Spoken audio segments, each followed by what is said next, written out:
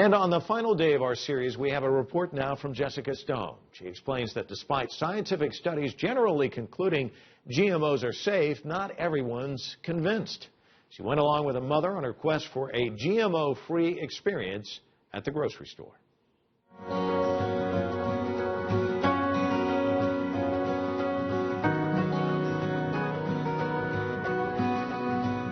Aren't they good? Yeah, that's really good. And all it is white bean, quinoa, lentil, and chia. I bought 2 bags of them. Kim Groark approaches grocery shopping like detective work, where each label is a clue. There's no soy, there's no corn, there's no cottonseed, there's no canola.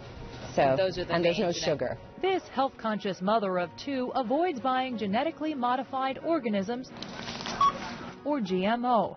A New York Times poll released last summer shows 75% of Americans share her concerns, with many believing consuming GMOs can lead to allergies and cancer, even though most scientific research indicates otherwise. It could create super diseases resistant to antibiotics. Kim says she spends time each week reading studies about the genetic engineering of food.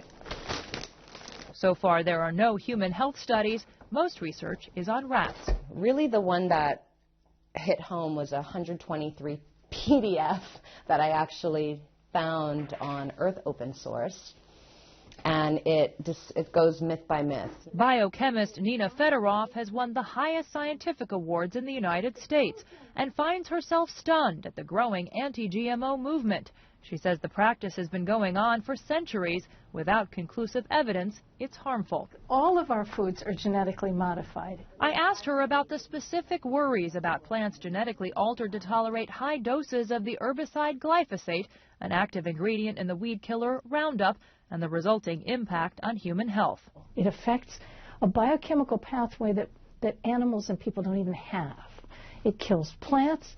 It has no effect on people. We're protesting you. Anti-GMO protests often focus on Roundup creator Monsanto because of its size and visibility.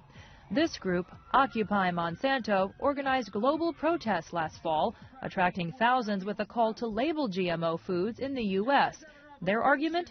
We should know what we eat. Over 60 countries, I believe, have banned GM food or are requiring labeling. And at the very least, I would hope that we could jump on that wagon. All right. According to the U.S. Center for Food Safety, 26 states have proposed mandatory labeling laws, but none has passed. CCTV was in Washington state last summer when voters weighed in on the GMO labeling issue, ultimately rejecting it. And sooner or later, we will win. We will have labeling. The question is exactly whether Washington will be one of the first or one of the last states. They can look for both the organic and the non-GMO label. Both of those are 100% reliable and accurate. So we already have 2 labeling systems in place.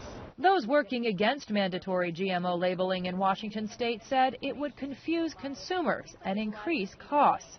Now, if it didn't say organic on the can and there was sugar, I wouldn't buy it. The reality is organic and non-GMO voluntary labeled foods are more expensive than non-organic genetically modified foods because less of this food is produced. You know, we don't have a flat screen TV.